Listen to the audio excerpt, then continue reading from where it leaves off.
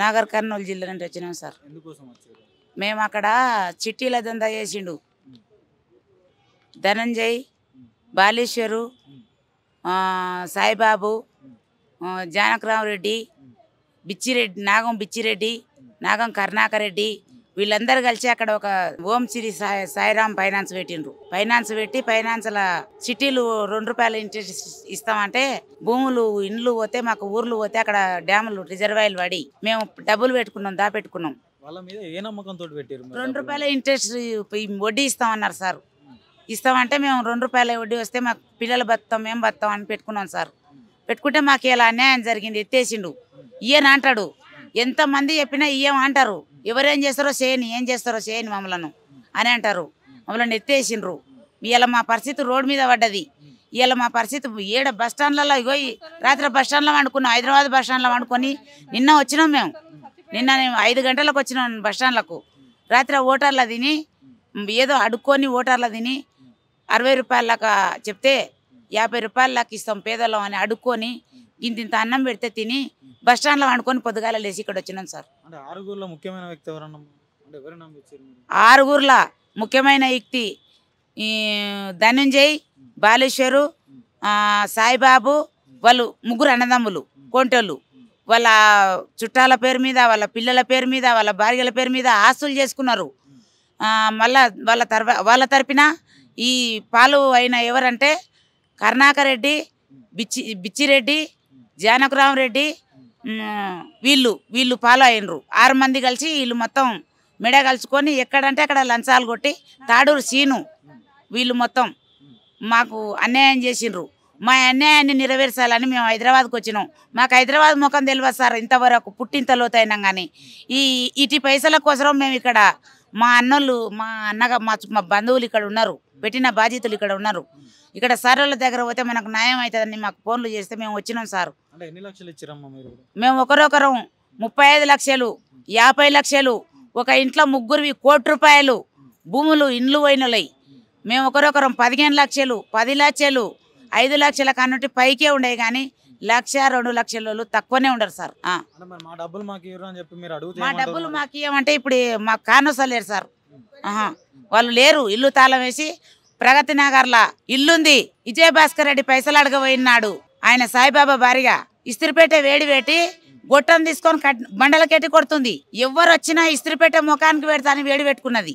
వేడి పెట్టుకొని భయపెట్టించి మమ్మల్ని ఎవరిని ఇంటి ముందలకే రానియకుండా తాళం వేసి సీసీ కెమెరాలు పెట్టుకొని పోలీసు వాళ్ళని పెట్టుకున్నారు. చుట్టుముట్టు పోలీసు వాళ్ళు అండవారు చేసుకున్నారు. కేసు పెడితే పోలీసు వాళ్ళు అండవారు చేసుకున్నారు. ముచ్చకంత మా తానికి ఎవరైనా వచ్చినంటే పోలీసు వాళ్ళు ఉరికొస్తారు. మాకు ఇలా చచ్చిపోతున్నాం. మా 120 మంది చచ్చిపోయినరు మా బాధితులు. 120 మంది ఫోటోలు తెచ్చినాం ఇక్కడ బ్యానర్ పెట్టాలని. అలా ముసలోళ్ళని దొరికొచ్చినాం, మొత్తం ముండమాకి ముసలోళ్ళను అండ్ల పెట్టిన బాధితులను మొత్తం ముసలోళ్ళ దొరికొచ్చినాం, భార్యల దొరికొచ్చినాం. ఇక్కడ 2500 మంది బాధితులు, 2500 బాధితులు, ₹200 కోట్ల ఎత్తేసిండ్రు. మాకు అన్యాయం జరిగింది. మాకు న్యాయం జరిగే వరకు మాత్రం హైదరాబాద్కి వెళ్ళి మేము పోము. నాగర్ కర్నూలులో మాకు అన్యాయం జరుగుతలేదు సార్. మాకు ఒకనాడు పోతే 6 లక్షలు వసూలైనాయి, ఒకనాడు పోతే 7 లక్షలు వసూలైనాయి, ఒకనాడు పోతే 16 లక్షలు వసూలైనాయి. అమ్మ ఆయన దగ్గర ఏం లేదు. ఆయనకు ఎందుకు పట్టుకున్నారు మీరు? ఆయనతో ఏముంది? ఆయన పేదవాళ్ళు, వాళ్ళు పేదవాళ్ళు, వాళ్ళ దగ్గర ఏం లేదు. మీరే భరించుకొని ఊకోవాలి. ఏం చూసి పెట్టినమ్మా, ఏం చూసి పెట్టినరు అని అంటే మాకు తెలియక మేము ఒట్టి గొర్రెల బర్రెల కాసిన బతికిన వాళ్ళం సార్. ఇలా మాకు గొర్రెల బర్రెల, మాకు చదువు రాదు.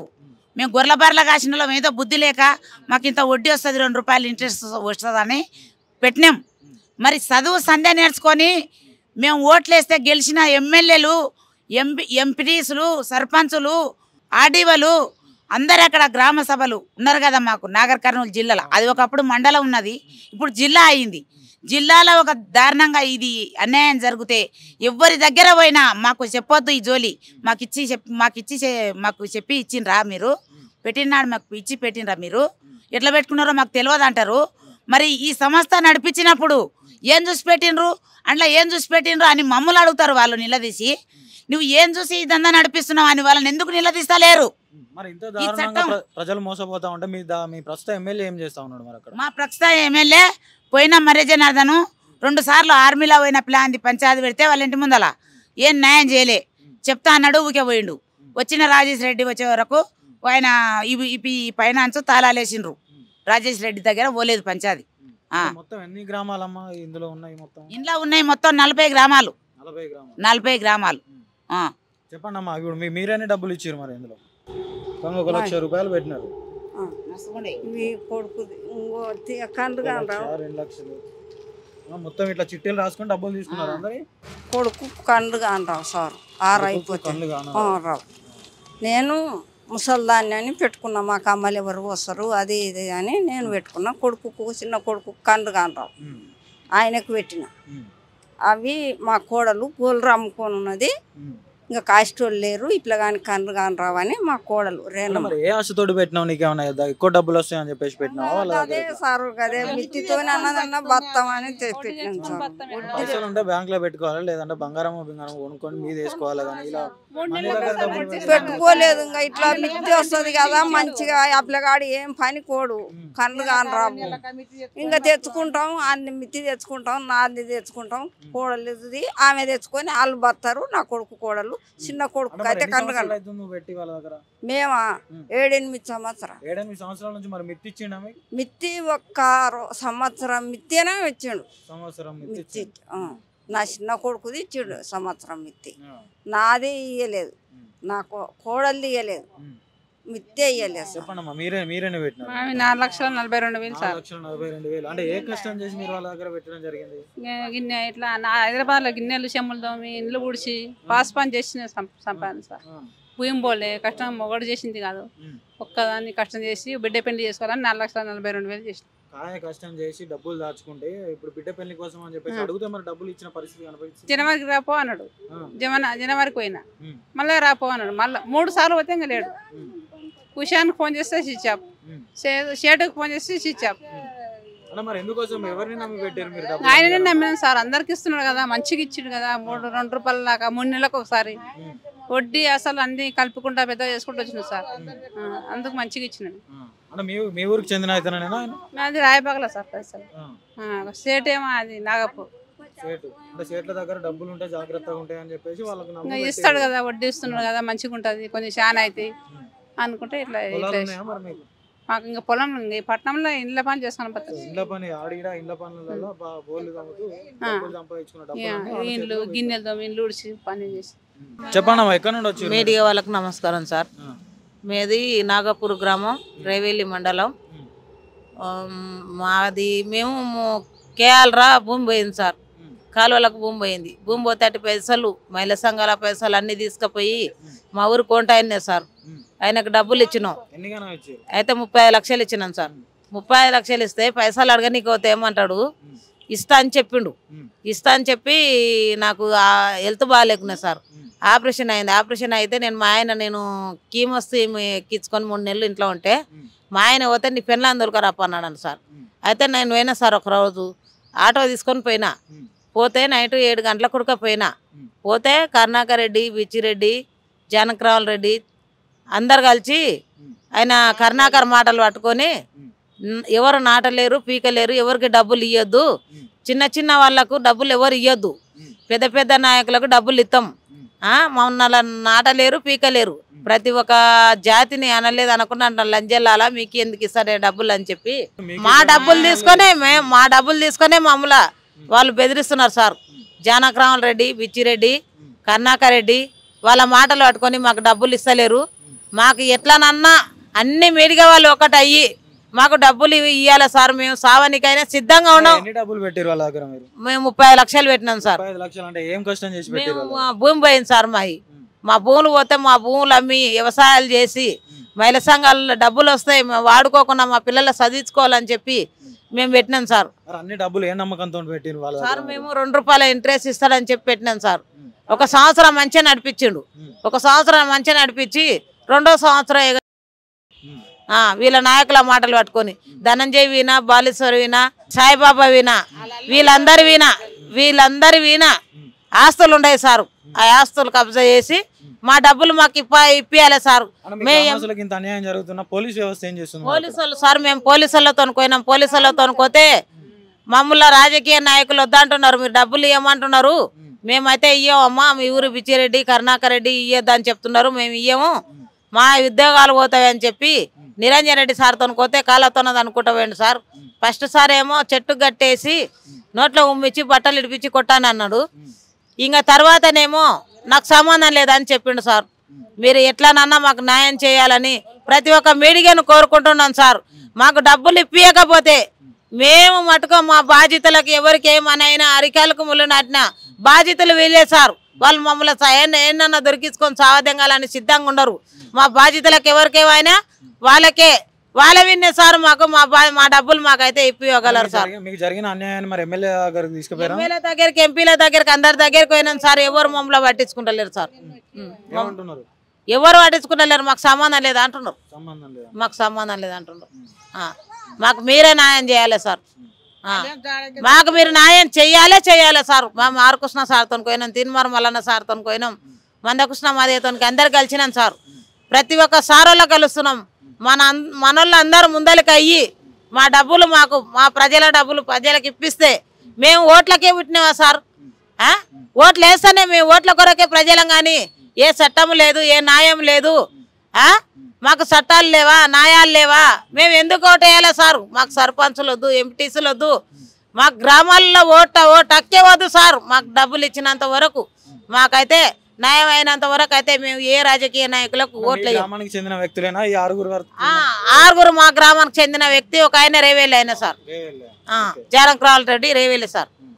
మాకైతే డబ్బులు ఇప్పివ్వగలరు సార్. 4 లక్షలు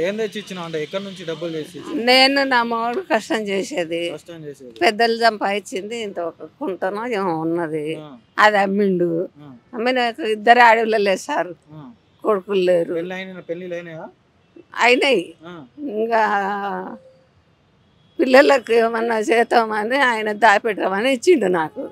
ఇస్తే ఇంకా అందరూ ఫైనాన్స్లో 2 లక్షకు 2,000 అని అన్నారు. నేను పోయి వంతాను. 4 లక్షల రూపాయలు ఏం నమ్మిచ్చిర్రు మీరు వాళ్ళకి? ఇంకా అందరు పెడుతుంటారు కదా సార్. మా ఊర్లో చాలా మంది డబ్బులు ఉంటే బంగారం కొనుక్కోవాలా, లేదంటే భూమి కొనుక్కోవాలి. కానీ మీరు ఇట్లా డబ్బులు వేరే దగ్గర పెడితే భూమి అమ్మే పెట్టినాం సార్. మనవరాళ్ళు పెద్ద బిడ్డకి 2 ఆడపిల్లలే. ఆ ఆడపిల్లలకు ఏమన్నా అవుతుంది మిత్తే అని పెట్టిన. ఇంకా ఆయన గుండె వగిలి పిల్లలకు అన్యాయం చేస్తూ అని చచ్చిపోయిండు. డబ్బులు ఇస్తలేరని చెప్పేసి ఆవేదన చెంది చనిపోయాడు. నేను వద్దంటే నువ్వు పెట్టేసి నా పిల్లలను నాగుడు చేస్తూ అని చచ్చిపోయిండు. సంవత్సరం ఆయన 6 నెలలు, ఆయన సంవత్సరం మీద 6 నెలలు. మరి మీ పెద్ద నాయకులు ఏం చేస్తా ఉన్నారమ్మా అక్కడ? మరి ఎవరి దగ్గరికి పోలేదా మీరు? మమ్మల్ని అడిగి పెట్టినావా, నాకు చెప్పి పెట్టినావా? మాకే సంబంధం లేదు. దబర్ బయటకు గేట్ దాటనేకు దబర్ అని అంటారు. మరి వాళ్ళంటే పట్టించుకోలేదు. పోలీస్ వ్యవస్థ ఏం చేస్తాం? పోలీసు వాళ్ళు చూసిరి, రాసుకున్నారు, వస్తాయి పోమ్మా అండ్రి. ఇంక ఇట్లనే చేసిరి. ఇప్పుడు గేట్ కూడా దాటనిస్తలేరు. చెప్పండి అన్న, అసలు ఏంటంటే? నాది వచ్చేసి నాగర్ కర్నూలు జిల్లా అచ్చంపేట తాలూకా.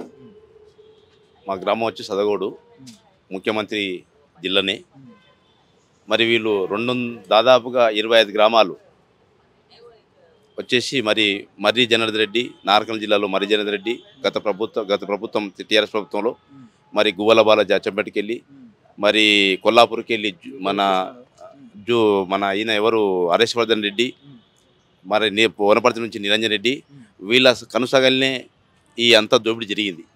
25 గ్రామాలు, మొత్తం 25 గ్రామాలు ప్రతి ఒక్కరితోని వీళ్ళందరూ సమక్షంలోనే పోలీస్ వ్యవస్థ కావచ్చు, ప్రజలు కావచ్చు, అక్కడ కార్యకర్తలు కావచ్చు, సర్పంచులు, జడ్పీటీసీలు ఈ ప్రజాస్వామ్యంలో నిజంగానే శాసనం వచ్చి 74 సంవత్సరాలు అవుతుంది. ఇప్పటికీ ఇంకా ఇలాంటి దోపిడీ జరుగుతుంటే మరి ఎందుకు ఏం జరుగుతుంది ఏం కథ అనేది ఇలా వాళ్ళ ముఖాలు చూస్తుంటే అసలు వాళ్ళని చూస్తుంటే బాధ అనిపిస్తుంది. ఒక్కొక్కరు ఏడుస్తున్నారు.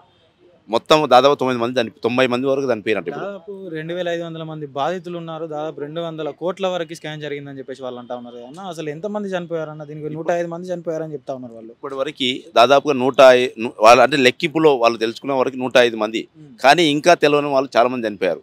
ఎందుకంటే డబ్బులు ఇచ్చి పిల్లల పెళ్ళిళ్ళు కాక, ఇల్లు లేక, వాళ్ళు చదువుకోనికే పరిస్థితి లేక ఏంది డబ్బులు తీసుకుపోయి మాకు నెలకు 2,000 వస్తున్నాయి కదా అనే కాన్సెప్ట్తో తీసుకుపోయి డబ్బులు 4 లక్షలు 5 లక్షలు 30 లక్షలు ఇట్లా ఇచ్చి ఈ సావుకారు ఎవరు సాయిబాబా, ఈ 3 సేట్లు 3 రెడ్లు, ఈ వీళ్ళు అంతా 6 మందిని నిజంగానే, ఎందుకంటే ఈ చట్టాలు పనిచేస్తలేవు, రాజకీయ నాయకులు కుమ్మకమయ్యారు.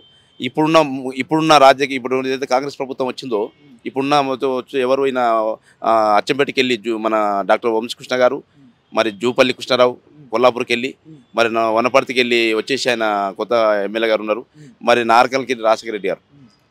వ్యక్తులు పేరున్న వ్యక్తులేనా సమాజంలో? పేరు అంటే ఇప్పుడు పేరు తెచ్చుకున్నారు వాళ్ళు.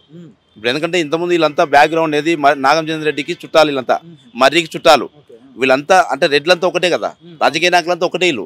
కాబట్టి ఈ కోంటోళ్ళుడుగా వీళ్ళందరూ కలిసి అగ్రవర్ణాలు కలిసేసి ఎస్సీ బీసీ మైనార్టీలని ఇలా రెడ్లుడుకున్నారు తక్కువ, వీళ్ళందరినీ గరిబోలు వీళ్ళందరినీ కావాలని చెప్పేసి వాళ్ళు ప్లాన్ పద్ధతితోనే ఒక ప్లాన్ ప్రకారంతోనే వీళ్ళు మొత్తం కెచ్ చేసుకొని వీళ్ళని మోసం చేశారు.